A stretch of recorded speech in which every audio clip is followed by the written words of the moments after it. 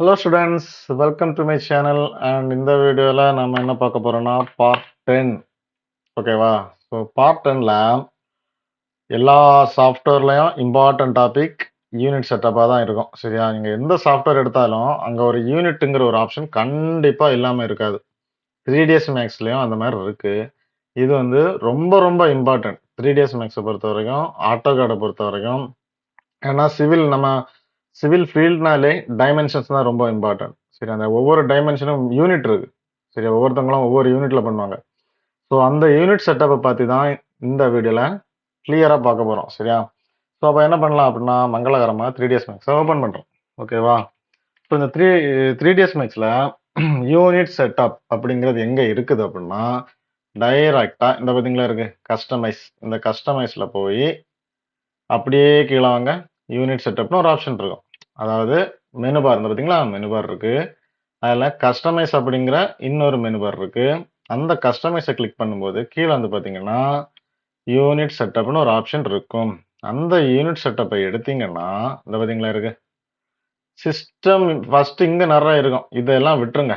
விட்டுக்கிட்டு ஃபர்ஸ்ட் நாம பார்க்க வேண்டியது, சரியா, யூனிட் செட்டப் அப்படிங்கிற இந்த டயலாக் பாக்ஸ் ஓப்பன் பண்ண உடனே கீழே நீங்க ஒண்ணுமே பண்ணக்கூடாது. சரியா?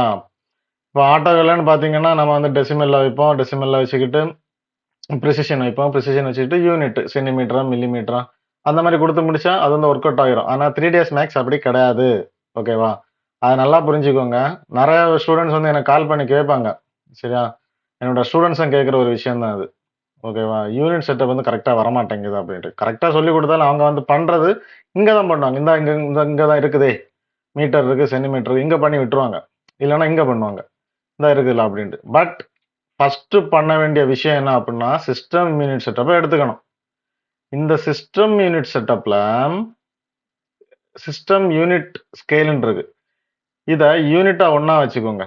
சரியா? இது இது இதுல ஒரு சின்ன விஷயம் இருக்கு. அது நான் அப்புறமா நான் வந்து உங்களுக்கு வந்து ப்ராஜெக்ட்ல நான் சொல்லி தரும்போது வந்து எக்ஸ்பிளைன் பண்றேன். ஓகேவா? இதுக்கு கீழே அதுக்கு நேரா வந்து பாருங்க, சென்டிமீட்டர் இருக்கு. இப்போ இந்த சென்டிமீட்டர்னு கிளிக் பண்ணீங்கன்னா நீங்க இதுல இன்ச்சஸ் இருக்கு, ஃபீட்டு, மில்லிமீட்டர், சென்டிமீட்டர், மீட்டர் இருக்கு. மைல்ஸ் கிலோமீட்டர்லாம் நம்ம பண்ற மாதிரிலாம் தெரியல. உங்களுக்கு நீங்க வந்து கல்ஃப்லயோ பெரிய பெரிய ப்ராஜெக்ட் பண்றீங்கன்னா நீங்க தாராளமா கிலோமீட்டர் வரைக்கும் யூஸ் பண்ணிக்கோங்க. அது உங்க விருப்பம் தான். பட் பேசிக்கா நம்ம என்ன பண்ணுவோம், இன்ச்சஸ் பண்ணுவோம், ஃபீட்ல பண்ணுவோம், சென்டிமீட்டர், மீட்டர், மில்லிமீட்டர்ல தான் மேக்ஸிமம் எல்லாருமே பண்றது. இதுல நான் என்ன பண்ணுவேன் அப்படின்னா, சென்டிமீட்டர்ல தான் நான் வந்து யூனிட் செட்டப்பை கொடுப்பேன். சரியா? இல்ல எனக்கு வந்து இப்போ இன்ச்சஸ் வேணும்னு வச்சுக்கோங்க. இந்த பாருங்க, இன்ச்சஸ் இருக்கு, ஃபீட் இருக்கு, மில்லிமீட்டர் இருக்கு, எம்எம்லயும் நீங்க பண்ணிக்கலாம்.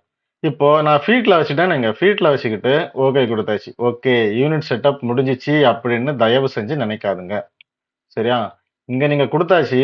ஓகே, சார் சொன்ன மாதிரி நாங்க என்ன பண்ணிட்டோம் அப்படின்னா, சிஸ்டம் யூனிட் செட்டப்ல போய் எனக்கு தேவையான யூனிட்டை கொடுத்துட்டேன் அப்படின்ட்டு ஓகே கொடுத்துறாங்க. தப்பது. சரியா? இது வந்து சிஸ்டம் யூனிட் செட்டப். சரியா? சிஸ்டம் யூனிட் செட்டப் தான் நம்ம இங்க கொடுத்துருக்கோம். இனி நாம என்ன பண்ணணும்னா, டிஸ்பிளே யூனிட் ஸ்கேல்னு ஒன்று இருக்கு. இந்த டிஸ்பிளே யூனிட் ஸ்கேல்ல இங்க என்ன கொடுத்தீங்க, ஃபீட்ல கொடுத்தோம். கரெக்டா? ஓகே. இப்போ மெட்ரிக் அப்படிங்கிற இடத்துல சென்டிமீட்டர் இருக்கா, கிளிக் பண்ணுங்க. இங்க ஃபீட்டை காண முடியாது, பார்க்கவே முடியாது. அப்போ ஃபீட் எங்க இருக்கு அப்படின்னா, டைரக்டா கீழே வாங்க. இந்த பார்த்தீங்களா இருக்கு ஃபீட். இதுல போய் நீங்க என்ன பண்ணலாம்னா எடுத்துக்கலாம். அதுலயும் நீங்க வந்து ஃபிராக்ஷனல் ஃபீட் எல்லாம் கொடுக்க கூடாது. இந்த பார்த்தீங்களா இருக்கு ஃபீட், ஃபிராக்ஷனல் இன்ச்சஸ்ல கொடுக்கணும். புரிஞ்சா? இன்ச்சஸ்ல கொடுத்துக்கிட்டு இதை ஃபீட்டாவும் இதை இன்ச்சஸாவும் வச்சுக்கோங்க. சரியா? ஸோ உங்களுக்கு எது கம்ஃபர்டபுளா இருக்கோ அதுல நீங்க வந்து கொடுத்து தாராளமா பண்ணலாம். புரிஞ்சா?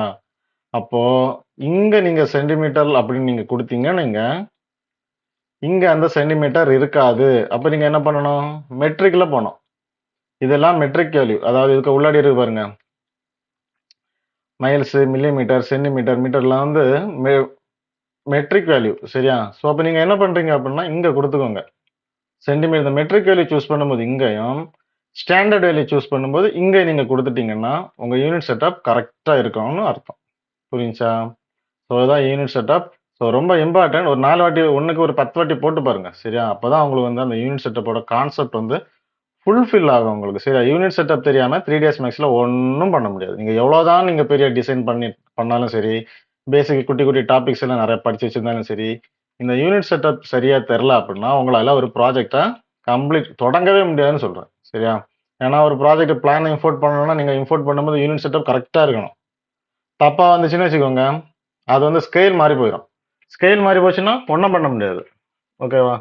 ஸோ, அப்ப யூனிட் செட்டப் வந்து ப்ராப்பரா பண்ணி வச்சுக்கோங்க. ஓகேங்களா? அண்ட் நான் சொல்லி தந்தது புரிஞ்சுச்சு அப்புட்ன்னா, தயவு செஞ்சு நம்ம சேனல சப்போர்ட் பண்ணுங்க. ஓகேவா? சப்ஸ்கிரைப் பண்ணி, லைக் பண்ணி, உங்க ஃப்ரெண்ட்ஸுக்கும் ஷேர் பண்ணுங்க. ஓகே? Thank you. பாய்.